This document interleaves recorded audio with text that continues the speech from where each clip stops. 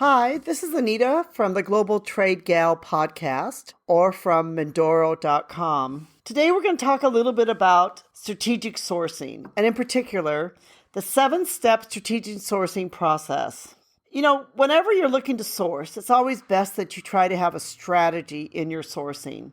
So there are 7 steps that have been made that help us to be able to strategically look at how we want to source and what you want to source and why you need to buy the product. So today we're going to go through each of these 7 steps. So hopefully when you're looking to purchase a product, whether it's from overseas or whether it's from locally or wherever you're just trying to look for one, that you may look at these 7 steps and you may work through these 7 steps before you actually purchase the product. The first step is to identify what you will source.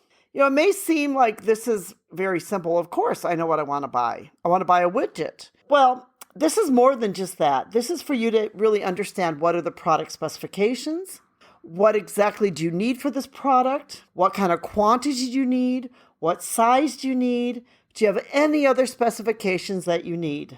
The next would be you look at, also in this was how are you going to use the product? Is it something you're going to use in your manufacturing? Is it something you're going to purchase frequently, or is it kind of a one-off purchase?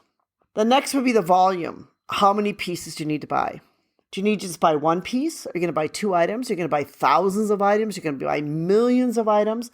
These are all different things that you need to look throughout the entire sourcing process. First, you need to identify what you're going to source and why you're going to source it. I'm surprised in having worked in trade for a long time of how many companies really don't do this. Like, well, I want to buy a basket. Well, what kind of basket? Well, I don't know. I don't have an idea. I think it needs to be brown. Well, what kind of brown basket? Well, I don't know. Just a brown basket. And, it makes it so much easier if somebody's already really identified what they're going to need. Well, how many are you going to buy? Well, I don't know what I'm going to buy. Maybe I'll buy 100 pieces or maybe I'll buy 1,000 pieces. I don't know. But if you really have this identified, this is going to help you throughout the entire sourcing process. You're going to really know and understand exactly what you need to buy, why you need to buy it, what kind of quantity you need to buy it, and the quality. Step 2 is you analyze your market supply. Analyzing your market will help you clearly understand your market supply and will make a difference in your entire sourcing strategy. We have seen with many of the recent bottlenecks in supply chain that many people didn't really analyze this for their overseas. They may not have really taken into account that the supply chain could bottleneck like this and ended up in trouble. This is why now today, especially with the way the supply chain is, you need to look at, do you buy it locally? Do you buy it overseas? Do you need to have it in a timely manner? Will you purchase it by air? What do you need to do?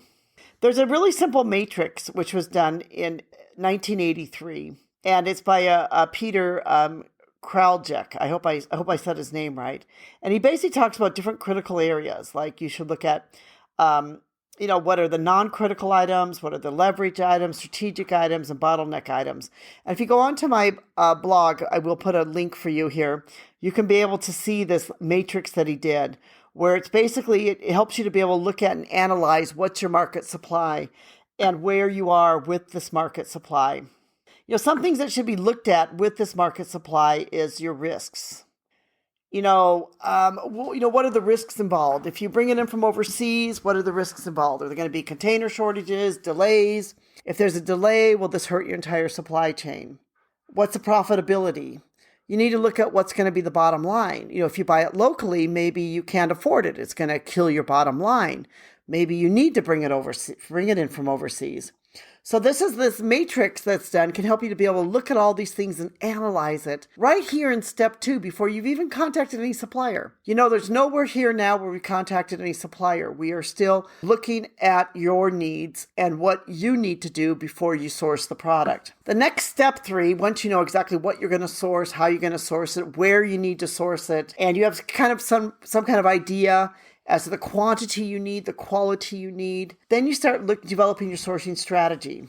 In this phase, you begin to look at your overall business goals. What are your minimum requirements you need for the product, the commodity, or the sourcing supplier? You can then list several essential criteria. Does your company require that the factory, if it's from overseas, do they need to pass an audit? If they need to pass an audit, then it begins to limit you maybe on who you can exactly buy from. Do they need to have an ISO certification? You have to know and understand all of these things to identify who do you need to target and why do you target them. So this is you're already up to step 3 of the 7 steps. And now is where you start the sourcing process. What I really love about this is that before you've even started doing the sourcing, you already have an idea of what you need. Like you've already gone through step 1, 2, and step 3. So you've already developed your strategy. And now you're getting to the part where you're going to start the actual sourcing process. You'll notice that these first 3 steps, no one was contacted. Now you're going to start saying, who do I need to contact? What are my potential suppliers? It's where you begin looking at what is my ideal supplier? What is kind of the person I need to be able to source this product from? And then now you start getting information from the suppliers. So you start to negotiate with them. This is where you begin the negotiation phase. You make a final decision, who you're going to buy the product from and why. The negotiation could be for the volume, the quantity, the price, the packaging, or other things you need for the actual product or commodity. Studying those aspects of the development will ensure that you'll be getting the product at the quality,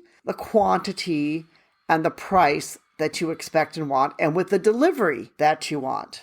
Step 6 is now you've been negotiating with the supplier, you're kind of an idea. You begin to integrate and implement your supplier into your supply chain. In other words, you make them a stakeholder in your company.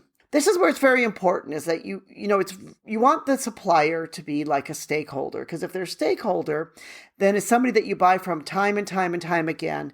It's going to make your life easier and they're going to be happier too. And so you're going to be working with somebody you look upon to say it's going to be a long-term relationship. We want you to become a stakeholder with us.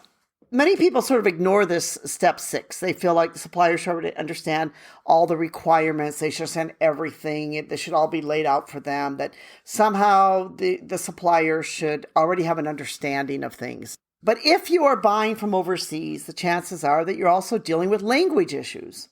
What you might say to them and think that they understand may not be exactly the same as what you understand. So it's very important that you go through the proper implementation and integration and you really try to integrate them as a stakeholder. And step 7 is also a step that many people skip. And this is where you give your supplier or the person that you're working with, you give them benchmarks. You help them understand, here's the standards, here's what we need. This is for you to be successful. You want to become one of our stakeholders. Here's what you need to do to become a stakeholder. A good company will do all this to ensure that there will be success throughout the entire supply chain and with their supplier. This 7-step sourcing process, I really love it because it's a way for companies to methodically go through each one of these steps and to know what they're going to buy, why they're going to buy it, what volume they're going to buy it, and they're going to be able to see all of these different things along the way and why they want to and need to buy these things. So if you are looking to source a product, whatever the product is, go through these 7 steps. It will help you to really see where you need to be with your sourcing and why you need to be there. You will understand then why strategic sourcing is such an important part of sourcing today. Thank you so much for listening. We hope you've enjoyed this Global Trade Gal podcast. And please do subscribe and check out our blog and our other information on Mondoro.com. We'll put a link below so that you can be able to find it. Also, we have a blog about this, which is called the 7-Step Strategic Sourcing Process Explained. And we'll also give you a link for that so that if you want to go back and see the matrix and some other information, you can also find it on that blog. Please do tell your friends about us. We'd love to hear from you. If you have any questions or comments, please do let us know. Thank you so much for listening. This podcast is sponsored by Mondoro. We create, develop, and manufacture home decor and home furnishing products in Asia with a social conscience. We'd love to have you check out our blog at Mondoro.com and sign up for our newsletter. We'll put a link below in our description so you can easily go there. If you've enjoyed this podcast, please give us a thumbs up and leave us a review. This really helps. Thank you again for listening.